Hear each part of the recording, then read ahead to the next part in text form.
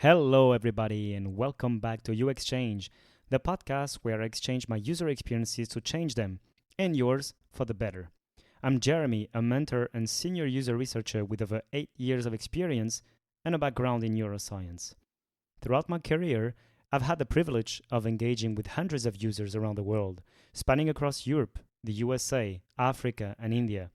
This has allowed me to deliver actionable insights that have improved user experiences with nutrition, automotive, delivery, and e-commerce sectors.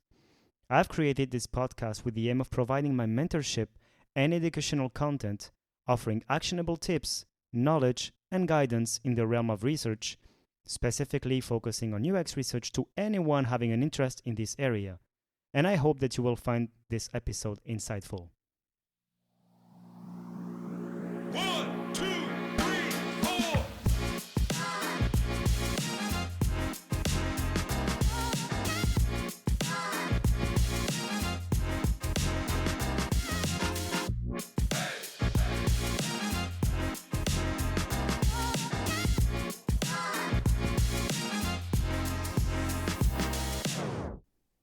Hello, everybody, and before anything else, I want to wish you an excellent year ahead.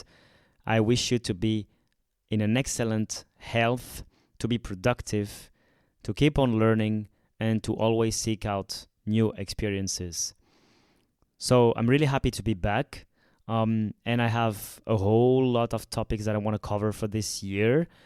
I am hoping to be more consistent, and so that's also the occasion for me to tell you that I'm sorry if I took more time after the last episode. So there has been almost 3 weeks, but I needed these 3 weeks to completely disconnect, to take care of myself and of my family. Hopefully you could too. And so now I'm back on track.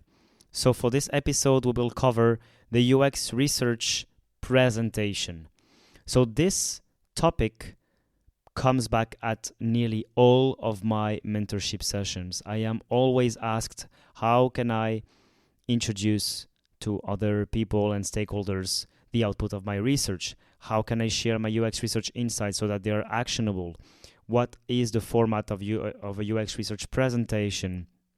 And so on and so forth. So these are all the questions that I am answering throughout this episode and other episodes, because this topic will be divided into several episodes and I will cover subparts in each one of them. So today it will be a global overview of UX research presentations to tell you how a UX research presentation should be divided, and then we will dive into each one of the topics. Alongside with it, I will also do a special series on how to present anything. So it will not necessarily be focused on UX research, but anything that you want to present, what are tips, best practices. And before anything else, I want to emphasize that this is something that for me, in my understanding and in my opinion, is midway between art and science. So it's really something that you acquire. It's a skill to be able to present. And by this, I mean the skill of crafting good slides or material, not necessarily slides. You will see slides are not always necessary, but at least material, if you use some material, and also your speech, your behaviors, your body language, and so on, and also everything that comes alongside with it. So that's really something that fascinates me. How can you make your ideas come across, and how can you make yourself be understood in, as for instance, as few words as possible, to be impactful, to be understandable, and also to make your audience follow you, to influence, to be an influencer really when you present. So be a change agent and really have an impact on the audience that you're presenting to. Okay, so let's start. In this episode, as I was saying, the goal is to quickly give an overview of the different parts of a UX research presentation. And before anything else, I want to give some quick disclaimers. So the first one that comes to my mind is the different parts that I'm about to give you are the results of my experience only. And although I have 8 years of experience in the field and in presenting, it does not make it the exact format to follow. Of course, always adapt everything that I'm about to tell you to your circumstances, to your need, to your company, and to your specific project. Because sometimes, even if what I'm about to tell you can fit your needs, your company, your experience, let's say, your situation, sometimes you are in a specific project and this project has specific requirements that makes it impossible to adopt what I'm about to tell you now. So this is the first disclaimer. The second disclaimer is that, and this is related to the first one, this set of parts that I'm about to give you is more, let's say, related if you do some user research, of course. As I was saying, it's a UX research template of a presentation, and it's more related to when you do user research per se. Like imagine you do qualitative interviews, or you do a survey, or you collect some customer feedback. It's more adapted to this. So for instance, it will be less adapted to a competitive analysis, or it will be less adapted to a desk research. So if you review other articles or other internal documents inside of your company, it will be less adapted. So in this case, as I was saying in the first disclaimer, always adapt to the circumstances. And if there is a need, you can still contact me to the address that will be written in the description of this episode. If you have a specific need or requirement, you can either book a specific mentorship session with me. There are some free slots available. If the free slots are all full, I have other options. And you can also suggest me to cover new topics in upcoming episodes. That will be super helpful for me to actually craft content that answer your needs and your questions. Okay, let's start. So for UX research presentations, they tend to follow always, and again, adapt according to your needs. But I have been through several companies, and this is more or less always the general format that I'm about to give you. So in this episode, we will focus on the presentation. Then I will do other episodes regarding for instance, your behavioral language, or how to organize this presentation. Should you send emails? Should you send first a Google Doc or a Word document to your stakeholders, and so on and so forth. But today we will focus only on the crafting of the slides, and which comes with also the content of your presentation, what you're about to say. So it's also a way for me to frame the presentation. It's not only about the slides, it's also about the message. But what I'm about to tell you is for the slides, and then you can easily imagine that this will translate to your message, okay? So let's start. So a UX research presentation usually starts with a cover page. You start with a cover slide, let's say, in which you have the title of the presentation, you have the date of the presentation. You can also indicate, so if it's a user research, in general, we have several types of user research. We have discovery research, or we have evaluative research. These are the most, when we think about user research, these are the most common ones. So, but you can also have, of course, desk research, as I was mentioning before, competitive analysis, and other types of research, basically. But in general, this is what you should mention so that your audience knows directly that you have been evaluating a stimuli, a prototype, or you have been only looking out for insights with discovery research. So that's the first part. Also mention your name or your team if you worked in a team.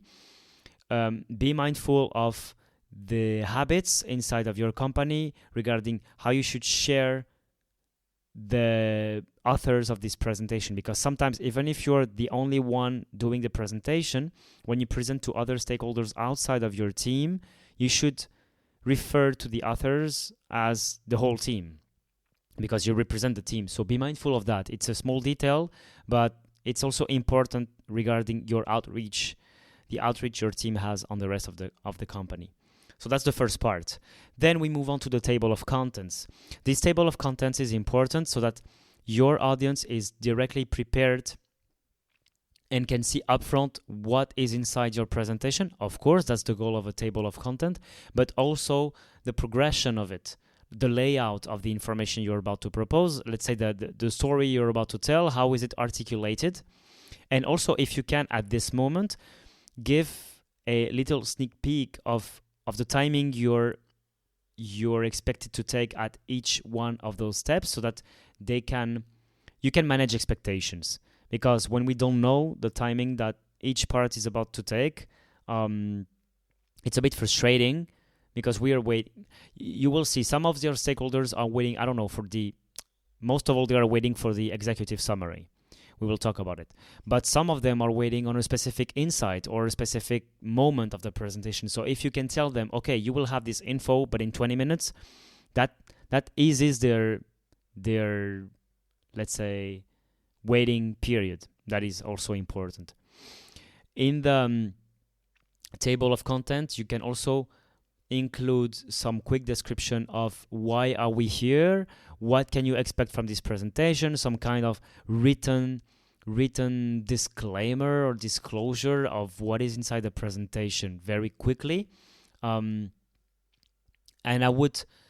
you will see there are several schools of thought regarding presentation, and I'm not a pro, I'm just speaking out of trial and error over the years. But some people will tell you never write in bullet points.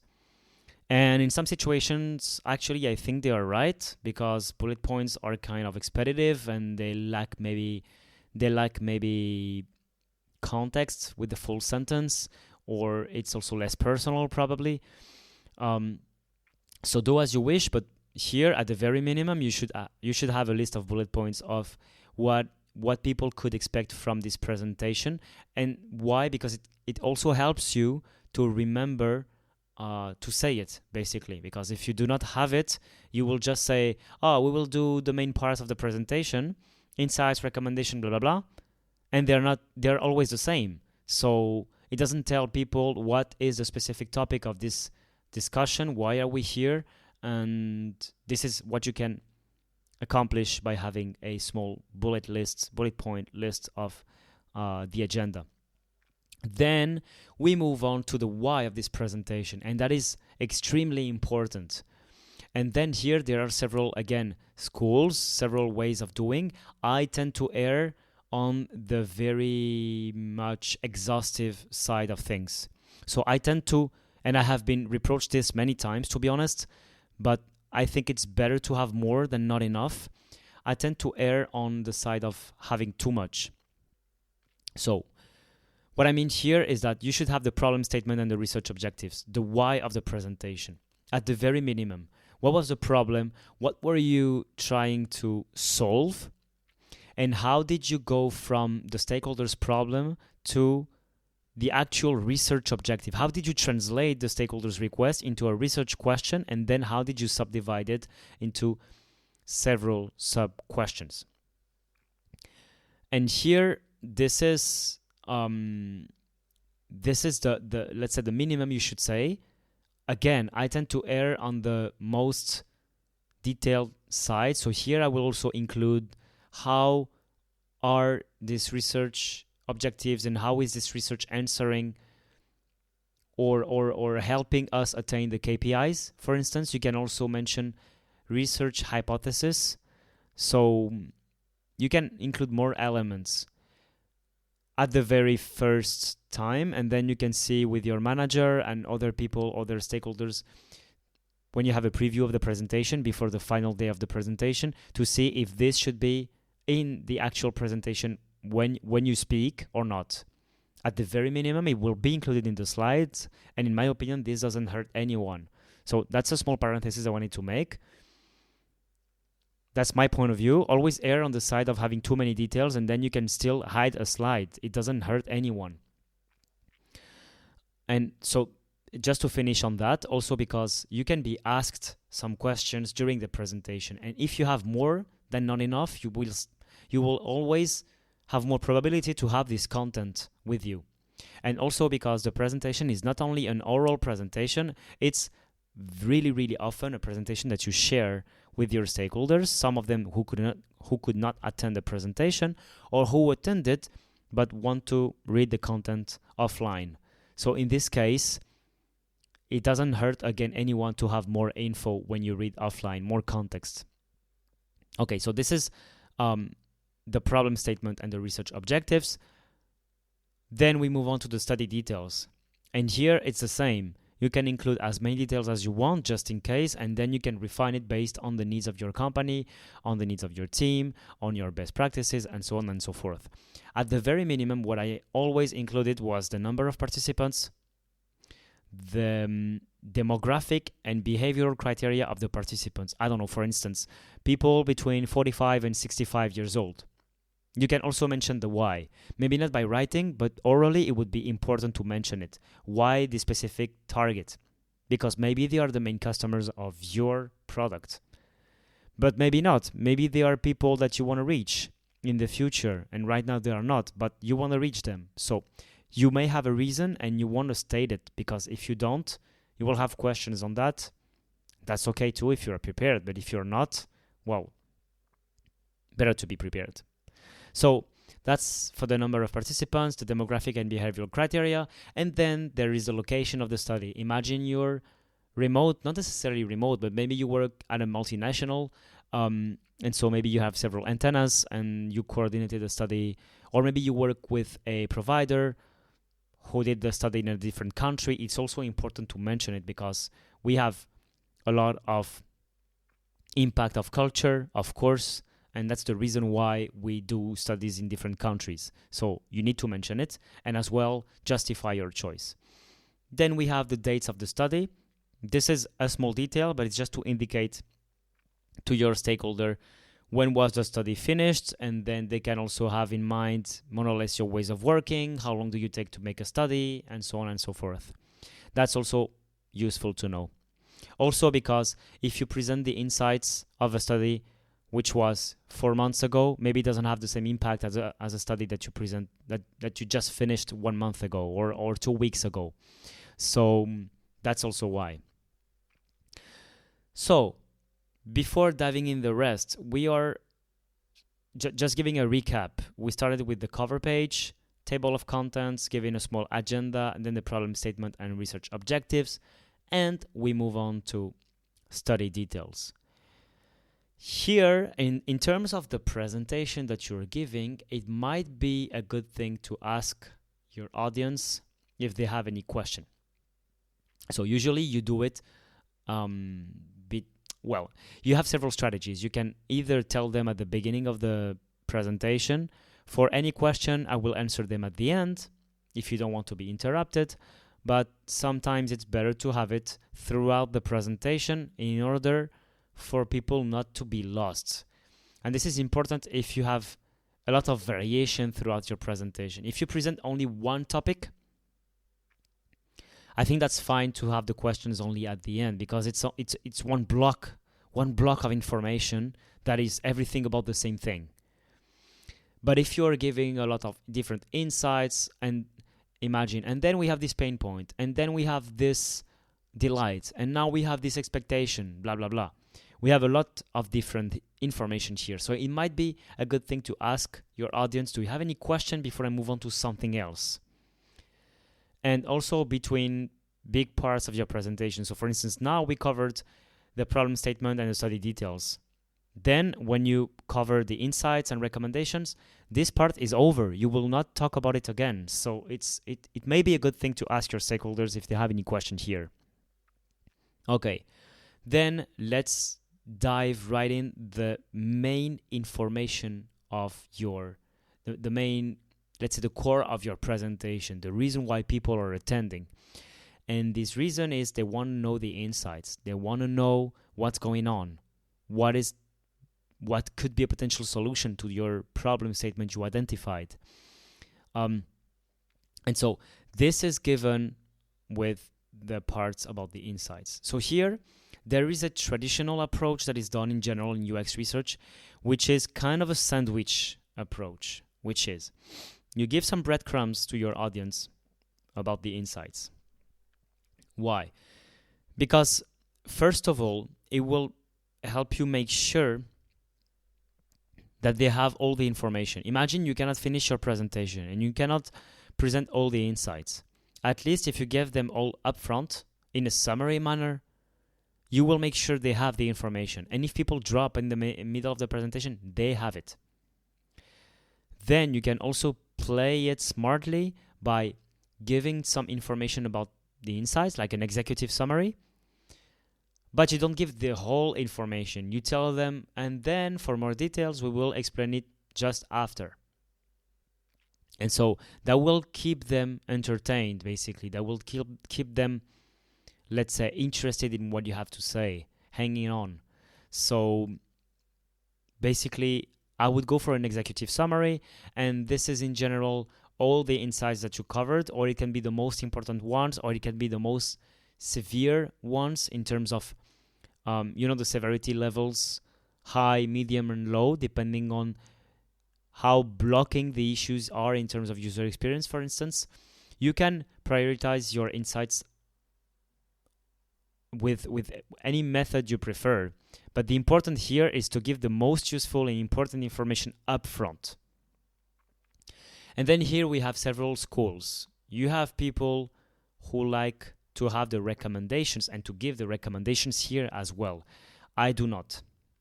I do not because for several reasons. The first one is if I give the recommendations now, well, game over. People have all they want. Well, they think they have all they want and all they need.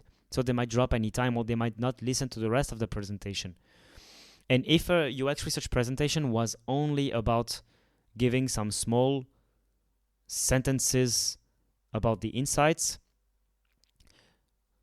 like a quick sentence and a quick recommendation, we would not talk about empathizing and be user-centric and so on. You need to present the material. You need to present the evidence. You need to present people talking, some quotes, some videos, and so on. You need that for the message to come across stronger.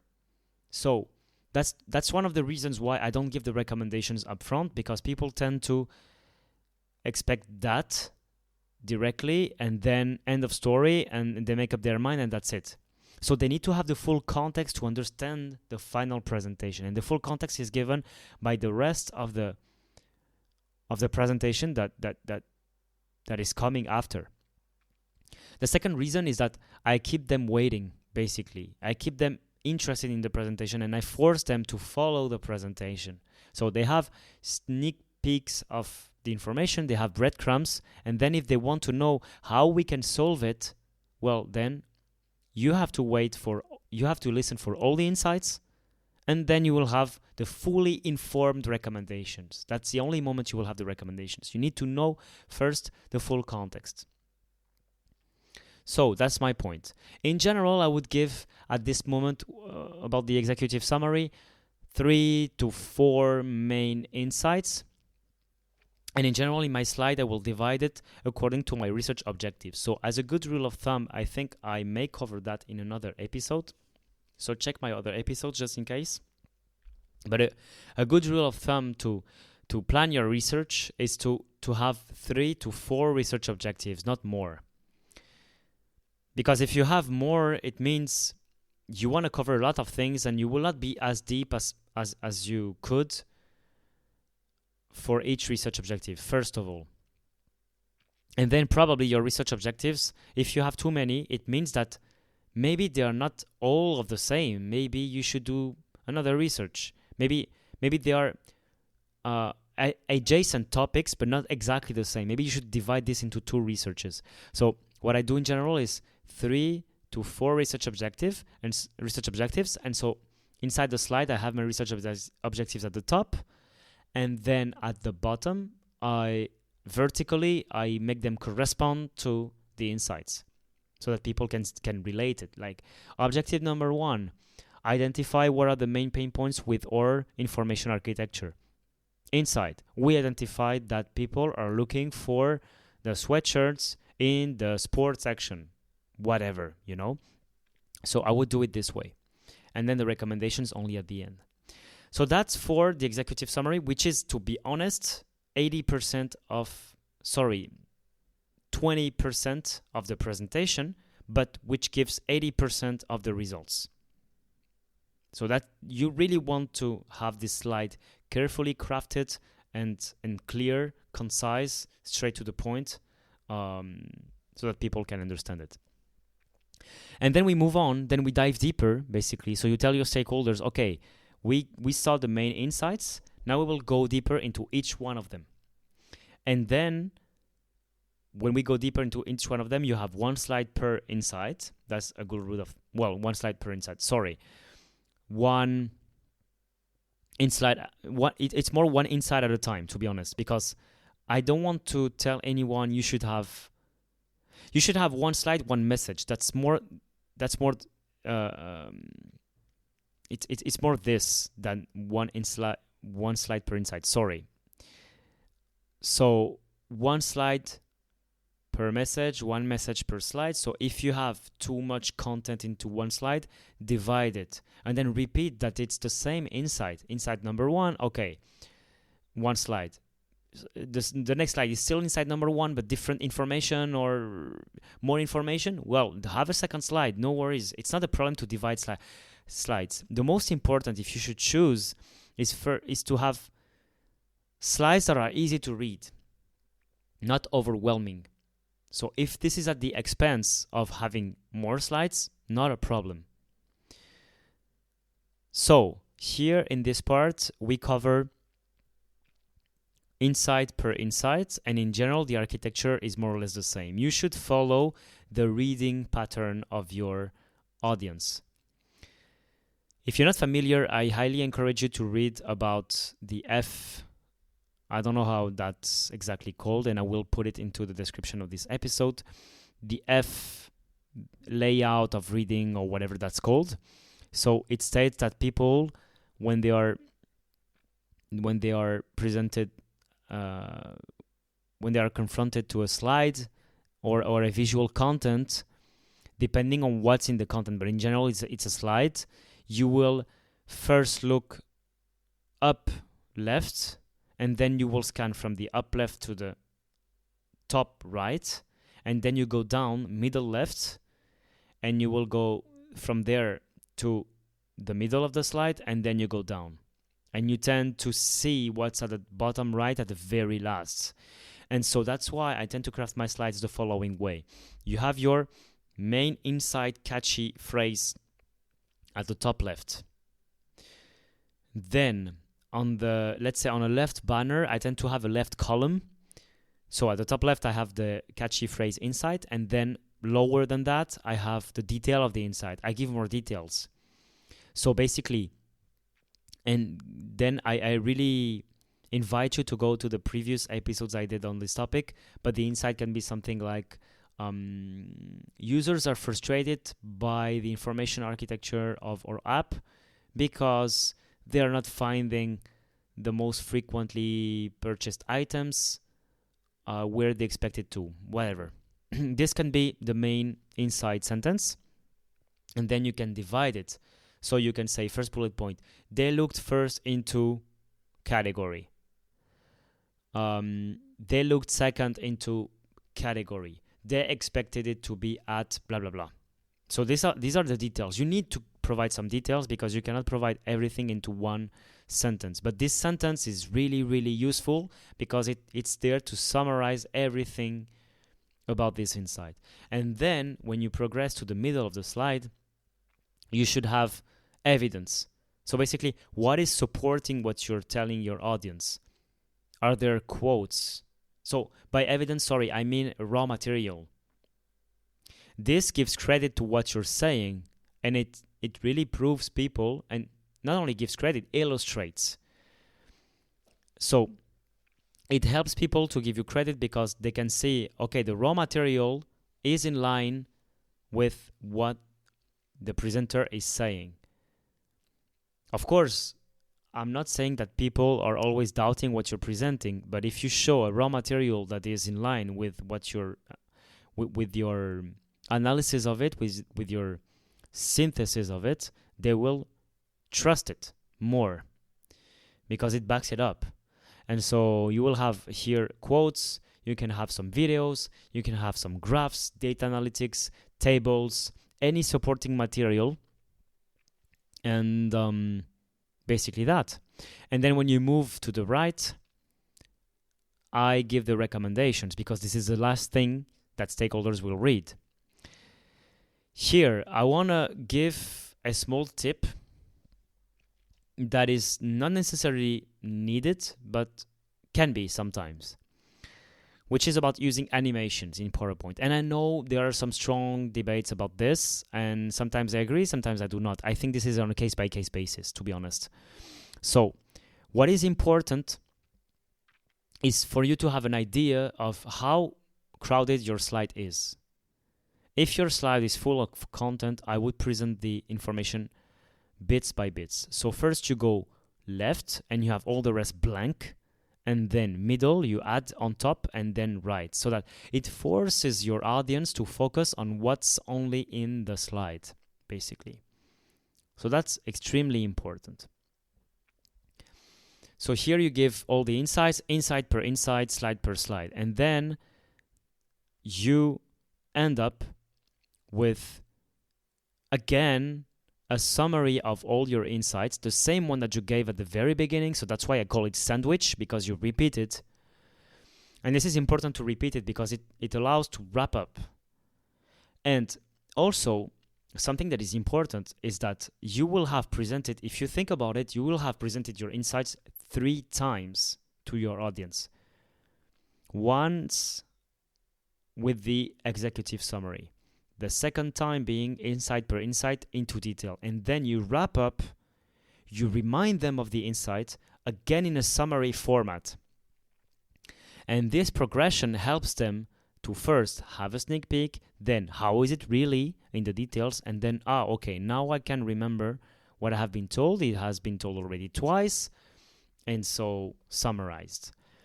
That's really important. And then you can move on with the second slide about the recommendation summary. So here you provide a summary of all the recommendations. This is really important because some stakeholders, they will actually dismiss a bit the learnings or the insights, and they will focus on the recommendations. And that's totally understandable because they want to know what are the next steps they should take. Some stakeholders, they only came to the presentation for that. I'm sorry to have to tell it to you, but this is the truth. This is the harsh truth. Some stakeholders, they don't have time and they just want to hear what is the next step. And this can actually be a good thing because it means that they trust you.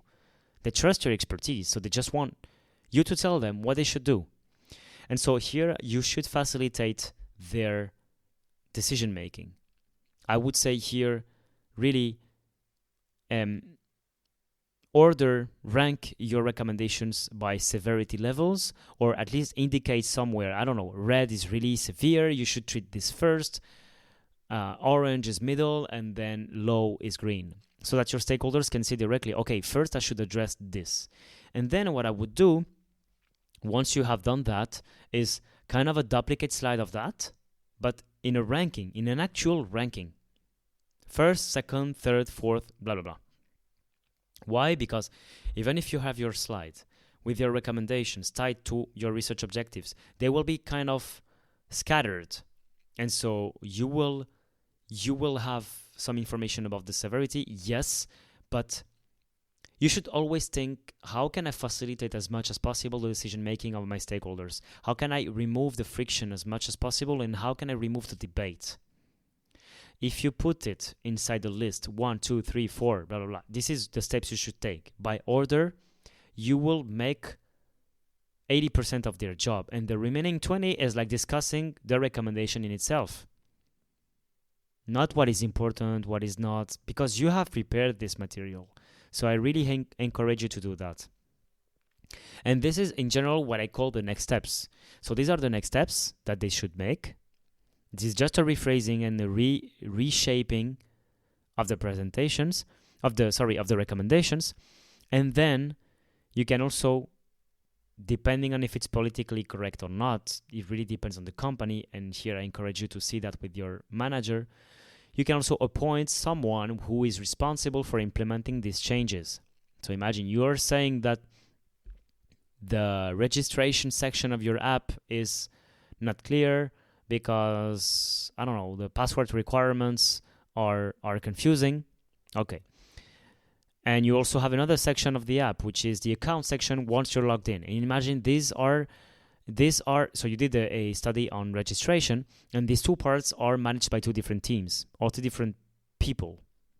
So in this case, you will appoint the first one to one person and the second one to a second person. So you mention the teams or the names of the people you know are in charge. If you do this, and here we are entering maybe political realms, and this is really, really, really dependent on your team, ways of working, and your company. But what I can tell you is that people don't like to be taken off guards. So if you say in front of, let's say, 30 people that team ABC is in charge of implementing that, you better have aligned this with the team ABC first before presenting that to anyone else. You better have confirmed with this person, do you agree with what I'm putting on this slide? Can you commit to that or not? Because if not, I'm not putting your name. Because then, once this is final, once everyone sees that, it's a form of commitment. So be careful of what you're saying and align with the people before. And finally, and this is the last piece of info I will give today, is about the Q&A. More often than not, I see people giving presentations and then leaving 1 minute for Q&A. This is bad practice, to be honest. And I have been guilty of that in the past as well. And sometimes I still am, depending on sometimes we cannot do otherwise, to be honest. But we should strive as much as possible to think that the Q&A is actually part of the presentation. You can come as prepared as you want. You will still have people having questions. And this also is a great part of the presentation. It's also another source of data, another source of innovation and of richness of the information, because this is also unscripted, unprepared, and it builds up, let's say. So it's really something you want to have. And if you record the presentation, if you're actually able to answer the questions, and even if you're not, even if you tell people, sorry, I don't have the answer, but this is a good opportunity for further research, and this is recorded, well, how can I say, it really adds, it's really genuine and authentic because it's not scripted. It's like if you compare TV news setup, everything is scripted, or an interview that is scripted with an improv performance. It has nothing to do. So really, you should strive as much as possible to make room for Q&A and actually have a slide for it. You can ask, do you have any questions? And if people don't have, so first of all, prepare for your answers. Try to think first of all about some questions people might ask, first of all. And then if they do not, which can happen, you can also try to spark the conversation, and I will cover that in further episodes. But you can also maybe ignite some activities, maybe some quick workshop, I don't know, a quick and dirty workshop that could spark the conversation. And before finishing, I will also add that you should always have some backup slides or some appendix, whatever you call it. So be careful with appendix. In my opinion, the appendix should not be as long or longer than your presentation in itself. It should be the same. It should be thoroughly prepared. Only the necessary information. What is in your appendix is there for you to, in case people have questions, you have the answers and you have actually supporting material. So this is important to have this. What can go in appendix? Well, anything. It can be study details, like the script. I used to put the script into my appendix so that people can consult, actually check the questions that I asked. And so this also plays a big part into regarding transparency. This is super useful because a lot of the times people ask, okay, here you have this insight, great, but For instance, did people know what you were talking about when you asked this question? Well, yes. Okay, let me give you the script that we gave them. So this is one piece of information that can go into the backup slides or the appendix. I will also add some bonus insights. This is really golden, really, really golden.